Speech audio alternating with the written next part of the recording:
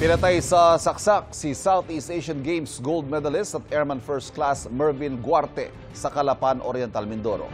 Ayon sa pulisya, nakipag-inuman si Guarte sa bahay ng kaibigan niyang konsehal. Nakitulog siya sa sala bandang alas 3 sa madaling araw kahapon at doon siya sinaksak. Nakatakas ang salarin. Naiwan naman ang dugoang kutsilyo na ginamit umano sa krimen. Naisugod pa si Guarte sa ospital at nakausap ng investigador bago mamatay. Pero hindi raw kilala ni Guarte ang sumaksak sa kanya.